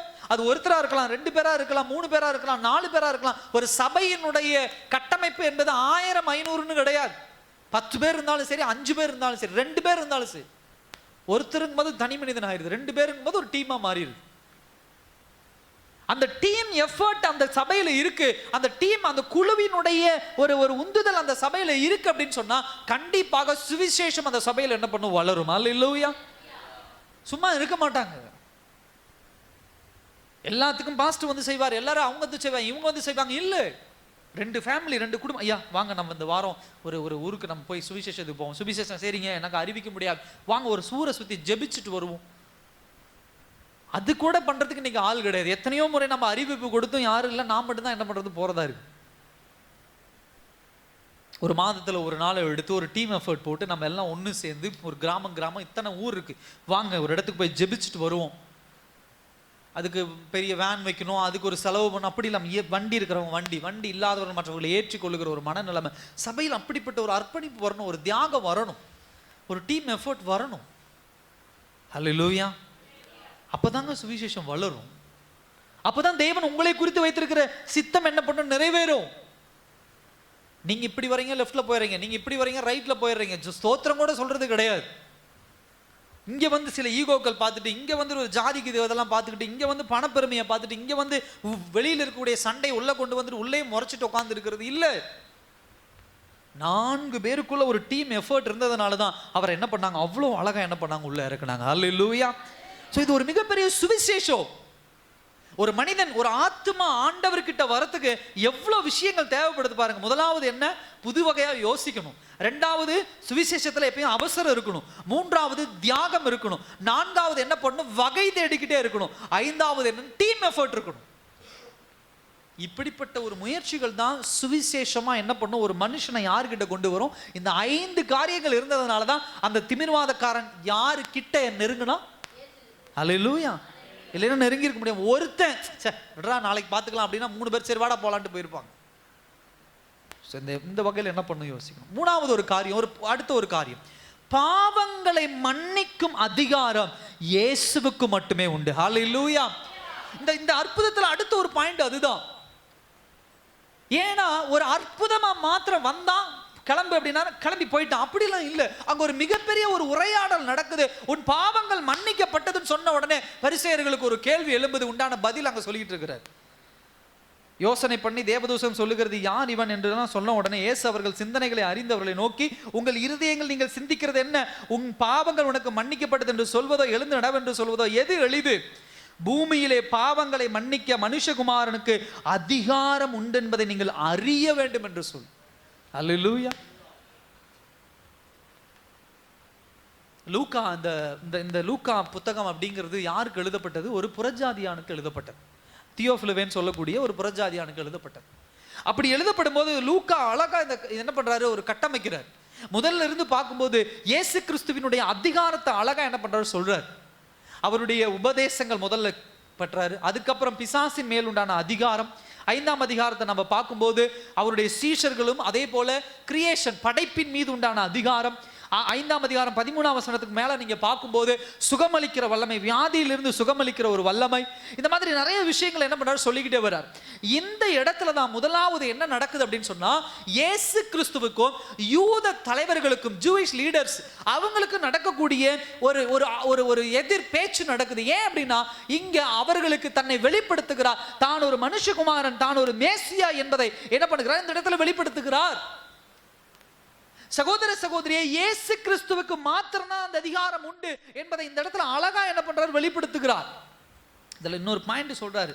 என்ன பாயிண்ட் சொல்றாரு அப்படின்னு சொன்னா, பூமியிலே சொல்லிட்டு 23ஆம் வசனத்துல, உன் பாவங்கள் உனக்கு மன்னிக்கப்பட்டது என்று சொல்வதோ எழுந்து நடவென்று சொல்வதோ எது எளிது? 2 பாயிண்ட் அங்க பிரிக்கிறார். ஒன்னு என்னன்னா ஹியூமன் பாயிண்ட், மனிதனுடைய பார்வை. இன்னொன்று என்ன அப்படின்னா தெய்வீக ஒரு பார்வை. நல்லா கவனிங்க. இந்த இடத்துல 2 பாயிண்ட் நம்ம என்ன பண்ண முடியும்? நம்ம பார்க்க முடியும். அதுல தெய்வீக பார்வை அப்படின்னு சொன்னா, சுகமாக்குவது எளிது, ஆனால் பாவங்கள் மன்னிக்கப்படுவது கடினமானது. அல்லேலூயா. நான் சொல்றது உங்களுக்கு புரியுதா? ஒரு மனிதனை சுகமாக்குவது கடவுளுக்கு எளிது, ஆனால் அதே மனிதனுடைய பாவங்களை மன்னிப்பது கடவுளுக்கு எப்படிப்பட்டது? சொல்லுங்க, எல்லாரும் சொல்லுங்க. எப்படிப்பட்டது? கடினமானது. ஏன் சொல்லுங்க? ஒரு மனுஷனுடைய பாவங்களை மன்னிக்க பிதாவானவர் தன்னுடைய ஒரே பேரான குமாரனை இந்த பூமியிலே அனுப்பி, அவர் தரித்திரனாய் மாறி, அவர் அடிக்கப்பட்டு வேதனைப்பட்டு ரத்தம் சிந்தி சிலுவையிலே தன் நிர்வாணமாயி மரித்தார். சுகம் கொடுக்கிறது ரொம்ப ஈஸியான பார்வை, ஒரு வகை கடவுளுடைய பார்வையில.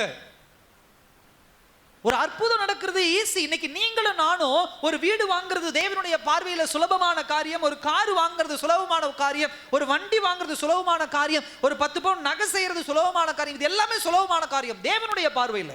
ஆனா உங்களுடைய பாவங்களையும் என்னுடைய பாவங்களையும் மன்னிப்பது தேவனுடைய பார்வையில கடினம். ஏன் அப்படின்னு சொன்னா, அந்த பாவத்தை ஜெயிக்கணும், பிசாசானுடைய தந்திரங்களை ஜெயிக்கணும். அதுதான் இன்னைக்கு ரொம்ப பெரிய பிரச்சனை. அல்லேலூயா. இன்னைக்கு உலக மனுஷன் சம்பாதிக்கிறாங்க, அது பிரச்சனை இல்லை. பணம் சம்பாதிக்கணும் அப்படின்னு சபைக்கு வந்த நோக்கம் இல்லை. சபைக்கு வந்த நோக்கம் என்ன? என் பாவங்கள் மன்னிக்கப்படணும், நான் பரிசுத்தமாக்கப்படணும். அல்லேலூயா.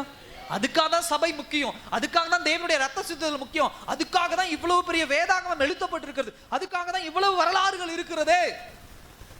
இதுக்காக தான் சொகுசான வாழ்க்கையை பல மிஷனரிமார்கள் வெளி தேசங்களில் இருந்து விட்டு வந்து இங்கு ரத்தம் சிந்தி உயிரை கொடுத்து சுவிசேஷத்தை அறிவிச்சுட்டு போயிருக்கிறாங்க.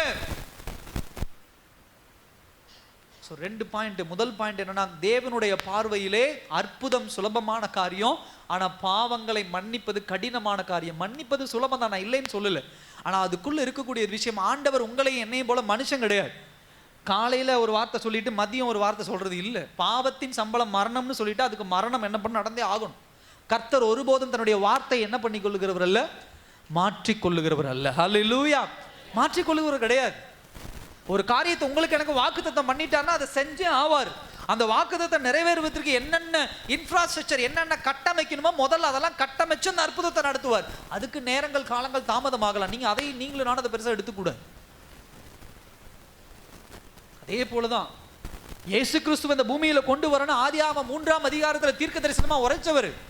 குறைந்தது 4000 5000 வருடங்கள் அதுக்கான ஒரு காலதாமதம் இருந்தது. அதுக்கப்புறம் ஒரு ஆபிரகாமை தேர்ந்தெடுத்து, அதுக்கப்புறம் ஒரு சாராளை தேர்ந்தெடுத்து, அவங்களுக்கு ஒரு குழந்தைய கொடுத்து, ஈசாக்க கொடுத்து, அவங்களுக்கு 2 குழந்தை பிறந்து, அப்புறம் அவங்களுக்கு 12 பிள்ளைகள் பிறந்து, அதுக்கப்புறம் தாவீது வந்து, அதுக்கப்புறம் இஸ்ரவேல்னு ஒரு சந்ததி வந்து, இதுல வேற பிசாசானவன் இந்த சந்ததியை அழிக்கணும்னு போராடிக்கிட்டே கங்கணம் கட்டிட்டே சுத்திட்டு இருக்கிறான். எப்படியாவது உங்களை அழிக்கணும்டா அப்படின்னு சொல்லி. அல்லேலூயா. இந்த போராட்டங்கள்லாம் நடந்து இயேசு கிறிஸ்து என்ன பண்றார், 2000 வருடங்களுக்கு பிறக்கிறார். அவர் பிறந்த பிரச்சனை முடிஞ்சுதா? குழந்தையிலேயே அவரை கொல்லணும்னு எவ்வளவு முயற்சிகள். இங்கிருந்து எகிப்து ஓடுறாங்க, மறுபடியும் அங்கிருந்து இங்க வராங்க. எல்லாவற்றையும் தாண்டி இயேசு கிறிஸ்து இந்த பூமியிலே வந்து 33 வருஷத்துல தன்னுடைய உயிரை கொடுத்து உங்களை என்னை மீட்டு கொண்டார். அல்லேலூயா. இதுதான் காட்ஸ் பெர்ஸ்பெக்டிவ், தேவனுடைய பார்வையில். இதே மனுஷனுடைய பார்வை எப்படிப்பட்டதாக இருக்கும் அப்படின்னு சொன்னா, நல்லா கவனிங்க. ஒரு தேவனுடைய பார்வையில் எப்படிப்பட்டதாக இருந்து, பாவத்தை மன்னிப்பது கடினம், அற்புதம் செய்வது என்னது சுலபம். ஆனா மனுஷனுடைய பார்வையில் எப்படிப்பட்டதாக இருக்கும் அப்படின்னா, அற்புதம் செய்யறதுதான் கடினம், பாவம் மன்னிக்கப்படுவது சுலபம். ஏன் அப்படின்னு சொன்னா, அதை நீங்களும் நானும் வெரிஃபை பண்ண முடியாது, அதை நீங்களும் நானும் சரிபார்க்க முடியாது. அல்லேலூயா. இந்த தம்பி ஒரு பாவம் பண்ணியிருக்கிறார் அப்படின்னு சொன்னா, என்கிட்ட வந்து சொன்னா, தம்பி உன் பாவம் மன்னிக்கப்பட்டது. உடனே அவர் நினைச்சுக்கிறார், அப்பா என் பாவம் மன்னிக்கப்பட்டு, சுலபமா முடிஞ்சிருச்சு. ஆனா இவர் பாவம் மன்னிக்கப்பட்டதா மன்னிக்கப்படலையான்னு வெரிஃபை பண்றதுக்கு யாரும் இங்க என்ன பண்ண முடியாது, ஒன்றும் பண்ண முடியாது. அவர் நினைச்சுக்கிறார் பாவம் மன்னிக்கப்பட்டுச்சு, நான் நினைச்சுக்கிறேன் பாவம் மன்னிக்கப்பட்டுச்சு, எல்லாரும் நினைச்சுக்கிறோம் பாவம் மன்னிக்கப்பட்டுச்சு, சுலபமா முடிஞ்சிருச்சு. அதே இந்த மனிதனுடைய, இந்த தம்பியுடைய வாழ்க்கையில ஒரு அற்புதம் நடக்கணும்னா என்னால நடக்க செய்ய முடியாது, தேவனால மாத்திரம் தான் முடியும்.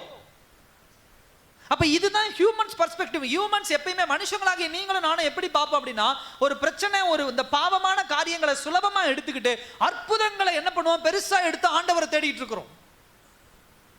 இதை தெளிவா புரிஞ்சுக்கணும். நாம் எப்பொழுதுமே மனித பார்வையில பார்க்கணுமா, தேவனுடைய பார்வையில பார்க்கணுமா? எல்லாரும் சொல்லுங்க, யாருடைய பார்வையில? அப்ப என் வாழ்க்கையில அற்புதம் நடப்பது தேவனுக்கு சுலபம், அது காலதாமத்தை குறித்து நான் கவலைப்பட போறது இல்லை. ஆனா என் வாழ்க்கையில பாவங்கள் மன்னிக்கப்பட்டு நான் ஆண்டவரிடத்துல சேருவதுதான் கடினம்.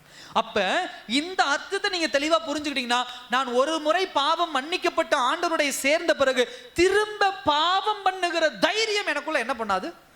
ஏன்?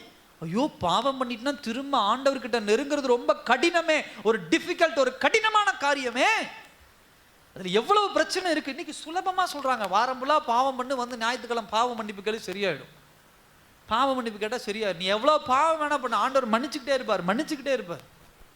அல்லேலூயா. ஒரே ஒரு பாவம் பண்ணான். என்ன பாவம் பண்ணா தெரியாம அந்த பழத்தை என்ன பண்ணிட்டான், ஆதாம் ஏவாளும் சாப்பிட்டாங்க. எவ்வளோ ஒரு பைபிளே உருவாயிருக்குது அதுல இருந்து. அல்லேலூயா. ஆதியாகமத்தோட முடிய, 2ஆம் அதிகாரத்தோட முடிய வேண்டிய ஒரு காரியம் இது. படைச்சிட்டார் ஆண்டவர், அவ்வளவுதான், அது போதும் நமக்கு. ஏதேன் தோட்டத்தில் இன்னைக்கு நீங்களும் நானும் என்ன பண்ணா சந்தோஷமா இருந்திருக்கலாம். ஆனா அவங்க பண்ண ஒரே ஒரு பாவம், அந்த பழத்தை பறிச்சு சாப்பிட்டாங்க. அந்த ஒரே ஒரு பாவத்தின் விளைவாக இன்னைக்கு இத்தனை வருடங்கள் ஆகி ஒரு வேதாகமத்தை கையில கொடுத்து கடவுளே வானத்திலிருந்து பரலோகத்திலிருந்து இறங்கி பூமிக்கு வந்திருக்கிறார். அல்லேலூயா. ஒரு பாவத்துக்காக. அப்ப நீங்களும் நானும் செய்கிற அந்த துணிகிற பாவங்களுக்கு என்னங்க பதில்? மனுஷங்க சில உலக பிரகாரமான பிரசங்கியார்களாகட்டும், மனுஷங்க சொல்றது போலெல்லாம் தயவு செய்து நம்பாதீங்க. பாவம் பண்ணு பிரச்சனை இல்லை, பாவம் பண்ணு. நான் என்ன சொல்றேன், சில நேரங்களில் நம்மளை அறியாமல் செய்கிற பாவம் உண்டு. அதுக்காக எல்லாருமே 100க்கு 100 பாவம் பண்ணாதவர்கள் அப்படியே இருப்பாங்க அப்படின்லாம் கிடையாது. சில கோபத்தில் சில நேரத்தில் பாவம் பண்றோம், சில வார்த்தைகளை விட்டுறோம், நம்மளை அறியாம ஏதோ ஒரு இடத்துல அவசரப்பட்டு சில காரியங்கள் நம்ம செஞ்சிடறோம். ஆனா கர்த்தர் அதை நம்மை உணர்த்தி அதுல இருந்து மனம் திரும்ப என்ன பண்றாரு, ஆண்டவர் வைக்கிறார். ஆனா அதே சமயத்தில் இந்த துணிகிற பாவம், இது பாவம்னு தெரிஞ்சு, தப்புன்னு தெரிஞ்சு வாலண்டரியா நம்ம ஒரு பாவம் பண்றோம் பாத்தீங்களா, அதை கர்த்தர் எப்படி அதை அணுகுவார், அதை எப்படி டீல் பண்ணுவார் அவர்? அல்லேலூயா. ஒரு பெத்த தாய் தகமிட்ட அப்பா அம்மா நான் தெரியாம பண்ணிட்டேன் அப்படின்னா சரிப்பா உன்னை மன்னிச்சு விடுறாங்கிறாங்க. தெரிஞ்சே பண்ணா என்னடா உனக்கு தைரியம், நீ தெரிஞ்சு இந்த தப்பு பண்ணியிருக்கிறன்னு குச்சி எடுத்துட்டு அடிக்கிறாங்க. அல்லேலூயா. அப்ப அவங்களுக்கே தெரியுது இது தெரிந்து பண்ண பாவம், தெரியாத பண்ண பாவம் அப்படின்னு. ஆண்டவருக்கு எப்படி தெரியாம போகும்? ஸோ இது தெளிவாக என்ன பண்ணும், புரிந்து கொள்ளணும். அப்போ 2 பாயிண்ட் இதில் பார்க்க முடியுது. இதில் சொல்கிற ஒரு விஷயம் பாருங்க, என்ன விஷயம் சொல்கிறார் அப்படின்னா 2 காரியம் சொல்கிறார். என்ன சொல்கிறார் அப்படின்னா, முதலாவது தேவனால் மாத்திரம்தான் என்ன பண்ண முடியும், பாவங்கள் அனைத்தும் என்ன பண்ணும், பாவங்களை என்ன மன்னிக்க முடியும். 2வது ஒரு விஷயம் என்ன சொல்றாரு இதில் பாருங்க, மனுஷகுமாரனை குறித்து பேசுறாரு. பூமியிலே பாவங்களை மன்னிக்க மனுஷகுமாரனுக்கு என்னது அதிகாரம் உண்டு. அதாவது ஒவ்வொரு மனுஷனுடைய பாவம் மன்னிக்கப்படணும் அப்படின்னு சொன்னா 2 வகையில் யோசிக்கணும். ஒரு வகை அந்த பாவத்திற்கு கிரயத்தை கடவுளாக இருந்து செலுத்தணும். 2வது வகை அந்த பாவத்திற்கு உண்டான பெனால்டி தண்டனையை மனுஷனாக இருந்து ஏற்றுக்கொள்ளணும். புரியுதுங்களா? இப்படிப்பட்ட ஒரு சூழ்நிலையினால தான் பிதாவானவர் தன்னுடைய ஒரே பேரான குமாரனை இந்த பூமியில் அனுப்பினார். இல்லைன்னா இங்க இருக்கிற மோசே சிலுவையில் அடிக்கப்பட்டா சரியா இருக்கும், இல்லை இங்க இருக்கிற ஆபிரகாம் சிலுவையில் அடிக்கப்பட்டிருந்தா சரியா இருக்கும், இங்க இருக்கிற பேதுரு சிலுவையில் அடிக்கப்பட்டிருந்தா சரியா இருக்கும். ஏன்? பேதுரு ஆகட்டும் மோசே ஆகட்டும் அவர்கள் மனுஷர்கள். ஆனா இந்த பாவத்தை எப்படி ஜெயம் கொள்ள முடியும் அப்படின்னு சொன்னா, அவர்கள் தேவனாக, அதாவது இந்த பாவத்தை ஜெயிக்க, இந்த பாவத்தை மன்னிப்படைய கடவுளாக இருக்க வேண்டும், கடவுளுடைய சந்ததியாக இருக்க வேண்டும். 2வது மனுஷனா இருக்கணும். ரெண்டும் சேர்ந்தாதான் ஒரு மனுஷனுடைய பாவம் மன்னிக்கப்படும், இல்ல மன்னிக்கப்படாது. அதனாலதான் ஆண்டவர் மரியாளை தேர்ந்தெடுத்து மரியாளுடைய வயிற்றிலே பரிசுத்த ஆவியானவருடைய துணை கொண்டு கரு உருவாகி அந்த கரு இயேசு கிறிஸ்து இந்த பூமியில வருது. யோசேப்பினுடைய துணை அங்க கிடையாது. அப்ப அவர் 100க்கு 100 கடவுளாக 100க்கு 100 மனிதனாக இந்த பூமியில வந்து 33 வருஷம் வாழ்ந்து அவர் ரத்தம் சிந்தனாலதான் உங்களுடைய பாவங்கள் என்னுடைய பாவங்கள் மன்னிக்கப்பட்டது. இல்லைன்னா அங்க யாரோ ஒருத்தர் சிலுவை எடுத்துட்டு போய் யாரோ ஒருத்தர் ஆணை அடிக்கப்பட்டு யாரோ ஒருத்தர் செத்து போயிருந்தாங்கன்னா ஒருபோதும் நம்முடைய பாவங்கள் மன்னிக்கப்படாது. ஒரு பாவம் செய்யாத ஒரு மனுஷன் இந்த பூமியில பிறக்க முடியுமா? ஆதாம் ஏவாள் பாவம் செஞ்சுட்டாங்க, அதுதான் முதல் பெற்றோர்கள். அவங்க பாவம் செஞ்சதுனால இந்த பூமியில எல்லா சந்ததியும் எப்படிப்பட்ட சந்ததி? பாவத்தினுடைய சந்ததி. அப்ப அந்த சந்ததியில வராத ஒரு ஆளா இருக்கணும்னா அந்த ஆள் எங்கிருந்து வரணும்?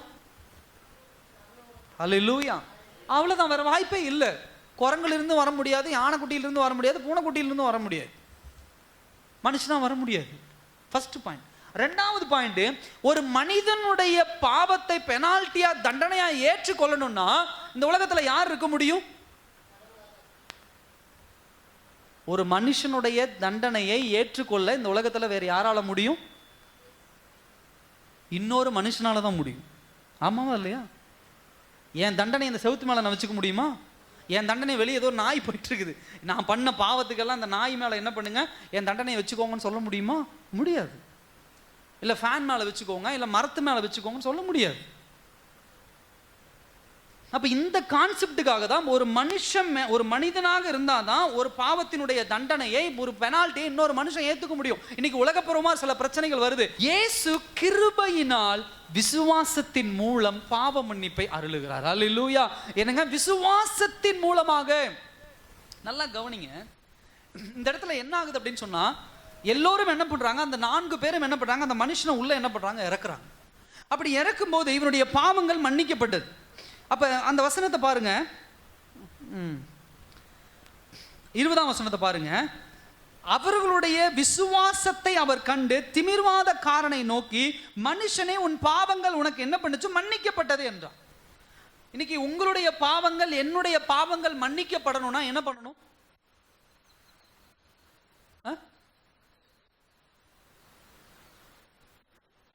சொல்லுங்க பிரதர். என்னது? அறிக்கையிடணும்.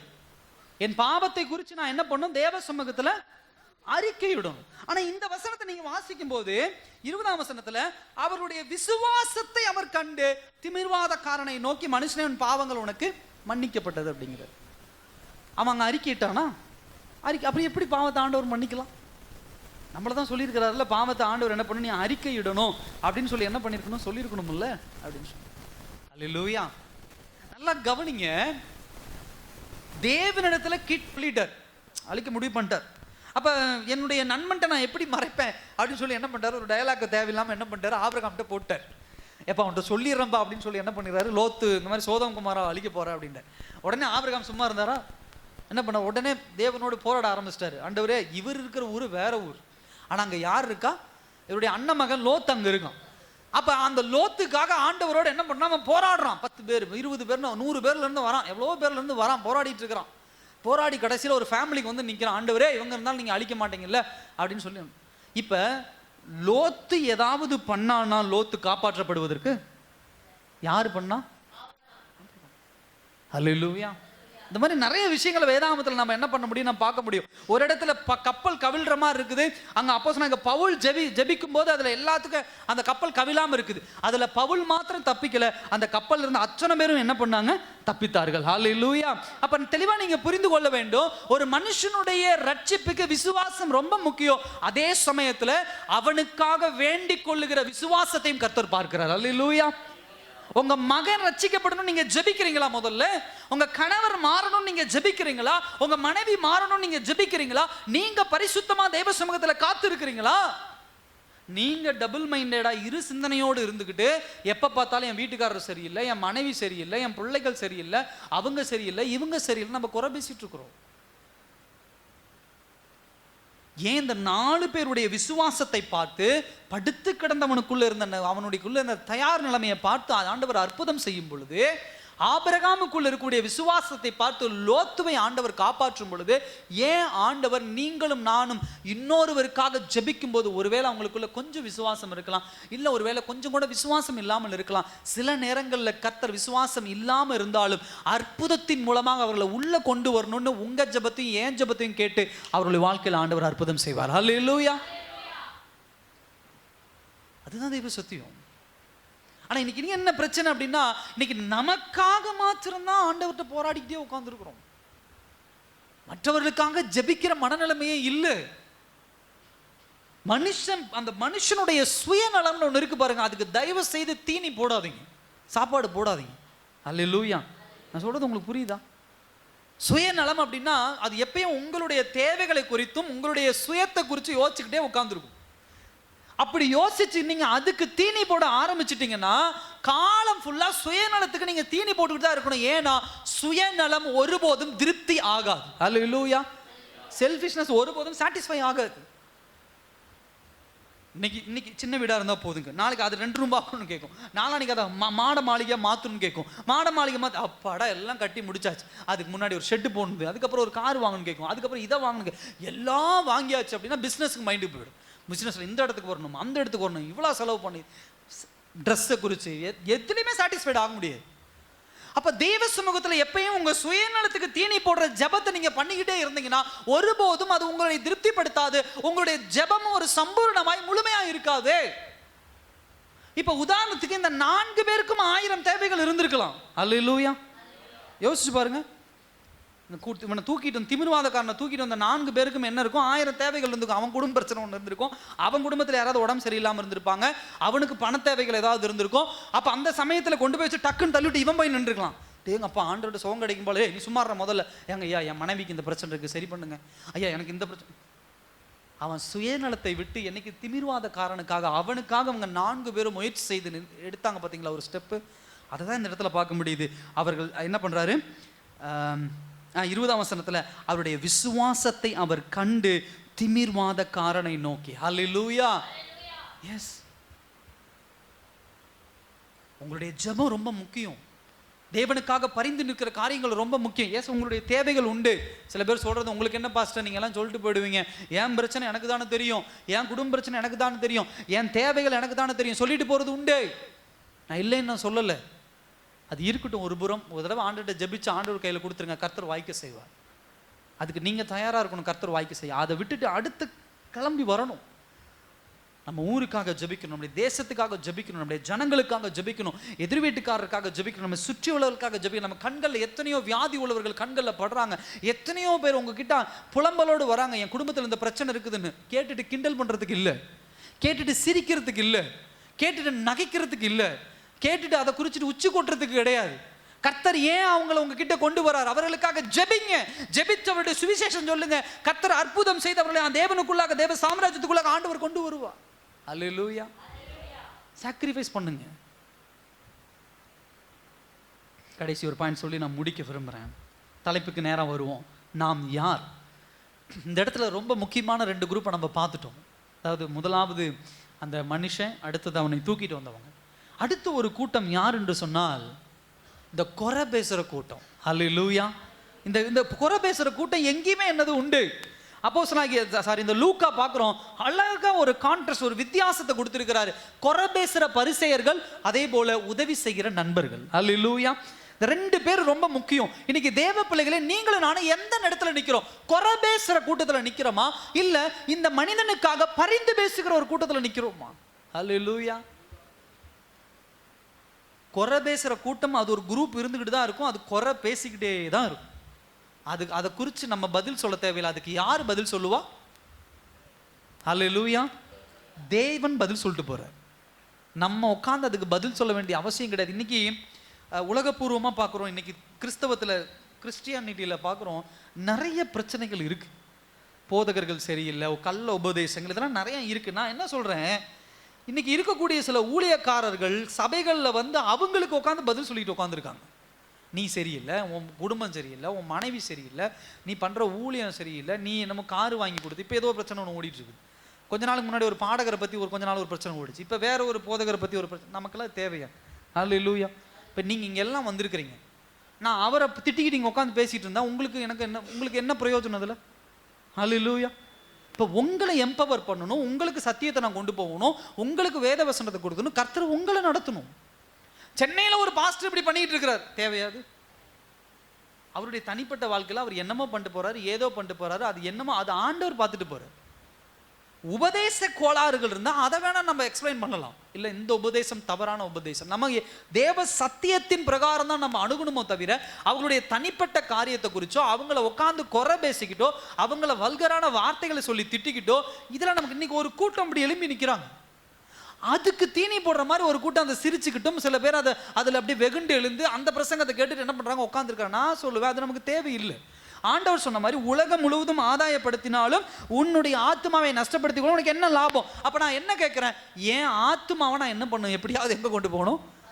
அதுக்கு நான் ஓடி ஓடி தேவ சமூகத்தில் காத்திருக்கணும். ஃபர்ஸ்ட் காரியம். 2வது, என் ஆத்மாவை குறித்து தேவ சித்தம் என்ன இருக்கோ அதில் நான் ஒழுங்காக நடக்கணும். 3வது, சுவிசேஷத்தை அறிவிக்கிற கிரேட் கமாண்ட், தேவனுடைய கட்டளையை ஃபாலோ பண்ணி நான் என்ன பண்ணணும், போகணும். அல்லேலூயா. நான் என் வேலை என்னன்னா, ஒன்று வாசல் வழியாக கொண்டு போக பார்க்கணும், இல்லைன்னா ஓட்டை பிரிச்சுட்டு உள்ளே இறக்கணுமோ, இதுதான் என் வேலையோ தவிர அங்கே ஒரு கூட்டம் குறை பேசுகிற கூட்டத்தோடு நின்று நான் பேசிகிட்டு இருக்கக்கூடாது. அல்லேலூயா. என் சகோதர சகோதரி, இன்னைக்கு அப்படி தான் போயிட்டு இருக்கு. தேவ பிள்ளைகளே, நீங்களே உங்ககிட்ட ஒருத்தர் தேவனை பற்றி அறியாதவர்களோ இல்லை மற்ற யாரோ ஒரு காரியத்தை சொல்கிறாங்கன்னா அதை குறித்து குறை பேசிகிட்டு இருக்காதீங்க. இங்கே ஆண்டவர் சொன்ன உடனே குறை பேச ஆரம்பிச்சிட்டானுங்க. இது எப்படி நடக்குமா, இது இந்த அதிகாரம் இவருக்கு உண்டா, இந்த வசனத்து காரியத்தை இவருக்கு உண்டா, இது எப்படி நடக்கும், யார் இந்த அதிகாரத்தை கொடுத்தா இவங்களுக்கு? கொண்டு வந்தவன் விசுவாசத்தோட கொண்டு வந்தான், படுத்தவன் விசுவாசத்தோட படுத்தான். ஆண்டவர்கிட்ட அற்புதம் படுத்துட்டு எவன் அற்புதம் பெற்றானோ அவன் அழகாக வெளியே போயிட்டான். கொண்டு வந்தவன் அவனுக்கு உண்டான ஆசீர்வாதத்தை பெற்றுட்டு வெளியே போயிட்டான். இங்கே குறை பேசுகிறவன் இந்த வீட்டில் குறை பேசுகிறான், நாளைக்கு ஆண்டவர் அங்கே போடுறான், அங்கே போய் குறை பேசுகிறான், அங்கே போனால் அங்கே போய் குறை பேசுகிறான், அங்கே இப்படியே குறை பேசி கடைசியில் எதை இழந்து போகிறான்? தன்னுடைய ஆத்மாவை என்ன பண்ணுறான்? இழந்து போகிறான். அல்லேலூயா. தேவ பிள்ளைகள் எச்சரிக்கையாக இருங்க. நீங்கள் ஜெபத்தில் கான்சன்ட்ரேஷன் பண்ணுங்கள், ஜெபத்துக்கு முக்கியத்துவம் கொடுங்க, சத்தியத்துக்கு முக்கியத்துவம் கொடுங்க, கற்றுக்கொண்ட சத்தியத்துக்கு முக்கியத்துவம் கொடுங்க, வேத வசனத்துக்கு முக்கியத்துவம் கொடுங்க. இன்னும் உங்கள் வாழ்க்கையில் அடுத்த கட்டம் எதை நோக்கி நகரலாம், சுவிசேஷத்தில் இல்லை தேவனுக்கு பயப்படுகிற பயத்தில் இன்னும் ஆண்டவருக்கு எது அர்ப்பணிக்கலாம், அது அடுத்த கட்டத்தை நோக்கி போங்க. அல்லேலூயா. நமக்கு இதெல்லாம் தேவையில்லாத, நான் அடிக்கடி சொல்கிற விஷயம், இதெல்லாம் தேவையில்லாத வேலை. அது ஆண்டவர் பார்த்துப்பாரு, அவர் தண்டனை கொடுத்துப்பாரு. அவங்க பேசி இன்னைக்கு எத்தனையோ ரட்சிக்கப்படாத ஜனங்கள் இருக்கான். ஒரு சபைக்குள்ள வந்தா ஒரு 100 பேர் உட்காந்துருக்காங்கன்னா ஒரு 30 பேர் தான் ஆண்டவருக்குள்ள பக்தி வேறக்கமா இருக்காங்க. 70 பேர்ல ஒரு 30 பேர் புதுசா வந்தவங்க இருக்காங்க. 30 பேர் கஷ்டத்தோடு வேதனோடு என்ன பண்ணலான்னு ஒரு வேதனையோட வந்து உட்காந்துருக்காங்க. சத்தியம் அவங்களுக்கு போகணும். என் வாழ்க்கைக்கு என்ன தேவை, அந்த கைடன்ஸ் அவங்களுக்கு போகணுமோ தவிர இவங்களை எல்லாம் 100 பேர் அங்கே உட்கார வச்சுட்டு சென்னையில் ஒரு பாஸ்டர் இப்படி இருக்கிறாரு, மலேசியாவில் ஒரு பாஸ்டர் அப்படி இருக்கிறாரு, இந்தூரில் ஒரு பாஸ்டர் இப்படி இருக்கு, தேவையில்லை. நம்ம யாரு நியாயம் தீர்க்க? ஹல்லேலூயா. அவன் தப்பே, நேரடியான தப்பே பண்ணலாம், கர்த்தர் பார்த்துப்பார். இன்னைக்கு இந்த ஃபேஸ்புக்கு யூடியூப்லாம் போனால் சத்தியத்தை பிரசங்கிக்கிற பிரசங்கியார்கள், ஒரு வேத வசனத்தை ஆழமாய் பேசுகிற பிரசங்கியார்கள், இல்லை வேத சத்தியத்தை கொண்டு போகிற பிரசங்கியார்கள் இன்னைக்கு ரொம்ப கம்மியாக இருக்கிறாங்க. ஹல்லேலூயா.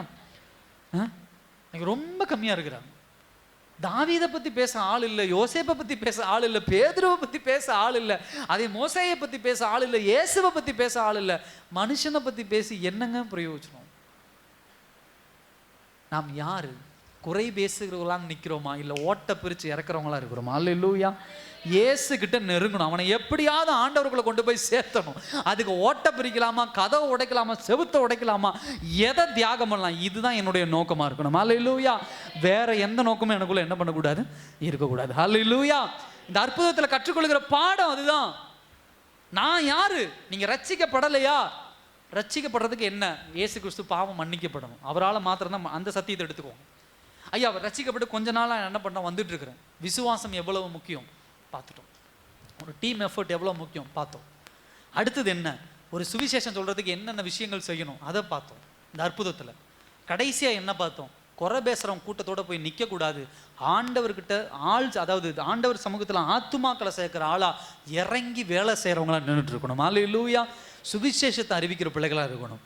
சபை ஜனங்கள் அப்படி ஒரு இதில் இருக்கணும். எல்லாரும் இருக்கிற இடத்துல எழுந்து நிற்கலாமா அந்த நாளில்?